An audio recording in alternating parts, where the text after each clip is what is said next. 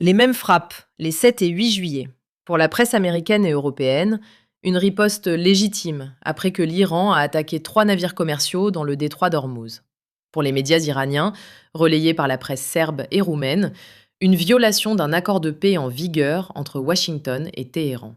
Même salve, même jour, et les deux récits s'annulent totalement. Un camp dit riposte, l'autre dit trahison. C'est l'enquête que Glucose a menée sur 50 médias et 50 articles. États-Unis contre Iran, une guerre de communication.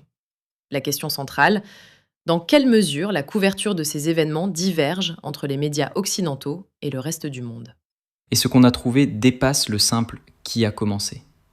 Attends de voir ce que les médias font du détroit d'Ormuz. Artère économique mondiale pour les uns, contexte secondaire pour les autres. Et ce que la rédaction avoue dans son carnet sur la façon dont on a mesuré cet écart. Première divergence, et elle est fondamentale. Qui a tiré en premier? Pour la presse américaine, taïwanaise et une grande partie de la presse européenne, la réponse ne fait pas débat. Le CENTCOM, le commandement militaire américain, affirme avoir frappé plus de 80 cibles en Iran, en réponse directe à une attaque iranienne contre 3 navires commerciaux dans le détroit d'Ormuz. L'Iran a commencé, les frappes américaines sont une riposte. Et Vance est limpide là-dessus. Le New York Times le rapporte depuis un événement à Milwaukee. Nous allons les frapper comme il faut. L'Iran désigné responsable, les frappes présentées comme inévitables. Mais dans la presse serbe, codée Politica, et dans les médias roumains comme Digi24, c'est une chronologie inverse. Mohammad Bagher Kalibaf, le président du Parlement iranien, accuse les États-Unis d'avoir violé en premier un mémorandum d'entente signé entre les deux parties. Dans ce récit, l'agression, ce sont les frappes américaines, pas les navires. Attends, un accord était en vigueur entre eux? Parce que ça change tout le cadre.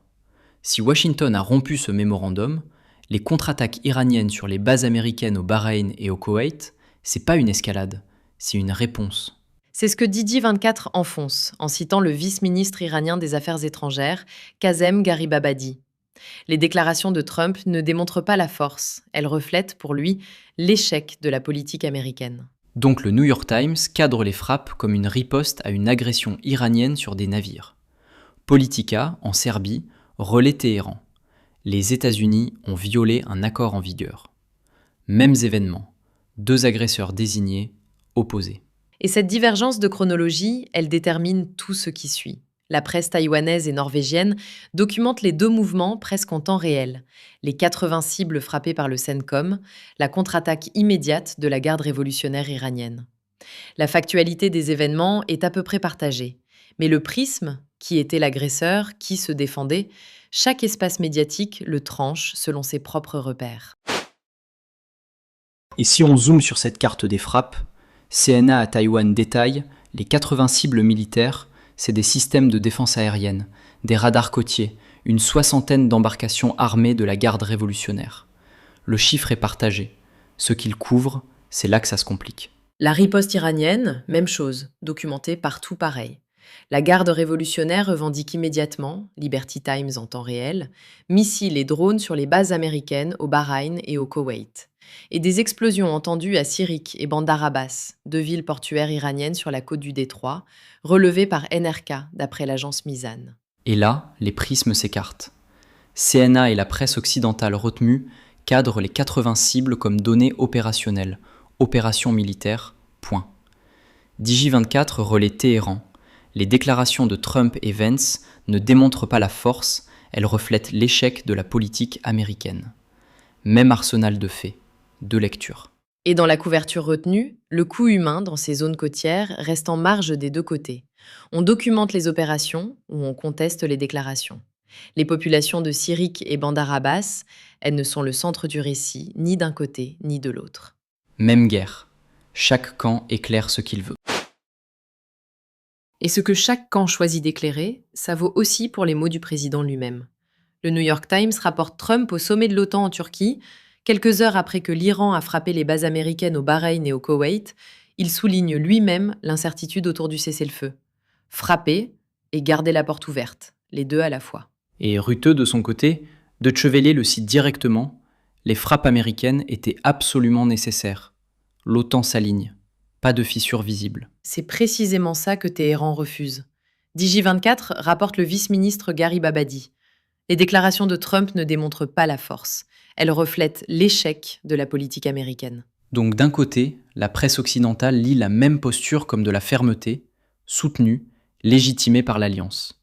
De l'autre, les médias proches de Téhéran y voient un aveu de faiblesse.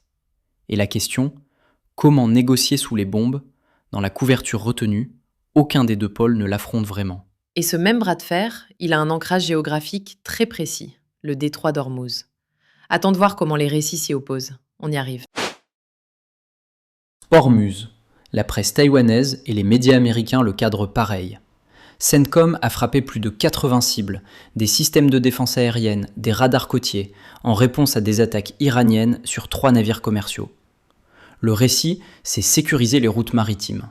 Et les sources iraniennes et russes retournent ça. Pour elles, le détroit, c'est de la souveraineté. Les opérations américaines ne protègent rien. Elles s'imposent dans des eaux qu'elles traitent comme les leurs. C'est là que la divergence est la plus nette. La presse américaine, une menace iranienne sur la liberté de navigation que les frappes viennent résorber. Politica et les médias proches de Téhéran, une ingérence dans un espace souverain. Et les médias d'État iraniens signalent Karachi a appelé le Premier ministre du Qatar en plein milieu des frappes. C'est une diplomatie régionale qui s'active pour contester la version américaine auprès des voisins. An-Nahar ajoute un angle golfe. Anwar Gargash dit que les pays du Golfe arabe ne peuvent rester la cible de l'hésitation de l'Iran. C'est ni le récit de Washington, ni celui de Téhéran. Une troisième lecture depuis la région. Même géographie, 3 lectures.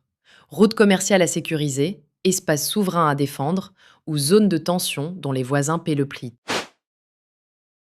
Le carnet. Premier nœud qu'on a dû trancher, la chronologie. Le New York Times et la presse américaine ancrent leurs récits dans les frappes iraniennes sur les navires commerciaux. C'est leur point de départ. Politica, Digi24, les sources proches de Téhéran, elles partent de la violation du mémorandum par Washington. 2 événements déclencheurs, 2 légitimités construites à partir de là. C'est pas un désaccord de détails, c'est une guerre du point de départ. Chaque camp choisit son premier événement pour valider tout ce qui suit. On a présenté les 2 chronologies sans en avaliser une. C'est pas du relativisme, c'est l'honnêteté sur ce que le corpus permet de conclure. Deuxième note, la garde révolutionnaire. Pour la presse américaine et européenne, c'est une milice hostile. Pour les sources iraniennes et russes, c'est l'armée légitime d'un État souverain. Cette qualification structure tout le reste. Les mêmes frappes changent de nature selon qu'on part de l'une ou de l'autre. On ne tranche pas. Et le Bahreïn, le Koweït, leur base frappée par l'Iran. Parmi les sources retenues, presque aucune réaction officielle de ces gouvernements. An-Nahar pointe la pression sur le Golfe, mais les intéressés, eux, se taisent. On note la lacune. On ne prétend pas l'expliquer. 50 médias, 50 articles. Et à travers ce corpus, 3 prismes qui ne se superposent pas. Premier, qui a rompu le mémorandum en premier ? Les médias occidentaux partent des navires commerciaux dans le détroit d'Ormuz, l'Iran attaque, Washington riposte. Les sources iraniennes et russes partent du mémorandum violé par les frappes du 7 juillet. Même séquence, 2 points de départ opposés. Et ce n'est pas juste un désaccord éditorial, c'est qui a le droit d'user de la force. Du côté iranien, le président du Parlement, Kalibaf, Politica le cite, dit que l'ère du harcèlement et du chantage est terminée. Narration d'un État qui se défend. Du côté américain, le vice-président Vance, rapporté par le New York Times depuis Milwaukee, « Nous allons les frapper comme il faut », narration d'une puissance qui répond à une agression. Deuxième prisme, la garde révolutionnaire. On l'a décortiqué. Mais pourquoi cette qualification s'impose dans les médias atlantiques ? Parce que l'OTAN s'est alignée. Le secrétaire général Rutte qualifie les frappes d'absolument nécessaires. Deutsche Welle le cite. Une fois l'alliance sur cette ligne, les rédactions de l'espace atlantique partent du même postulat de base. Troisième prisme, l'ambiguïté de Trump. Les médias russes et iraniens lisent la double posture, frapper et négocier, comme un aveu d'impasse stratégique. Le vice-ministre Gharib Abadi, cité par Digi24, le formule directement. Les déclarations américaines ne démontrent pas la force, mais reflètent l'échec de la politique américaine. La presse américaine, elle, lit la même posture comme une pression calculée. Ce que ces 50 articles montrent, au fond, Chaque espace médiatique reconstruit les faits depuis l'intérêt géopolitique de son État. Pas de complot, une mécanique.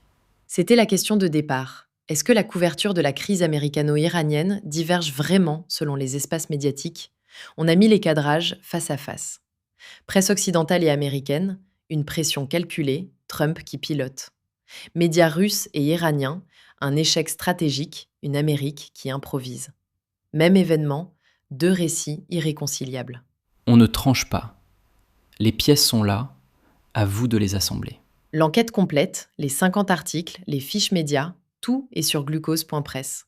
Et on se retrouve 3 fois par semaine, mercredi à 18h, vendredi à 16h30, dimanche à midi.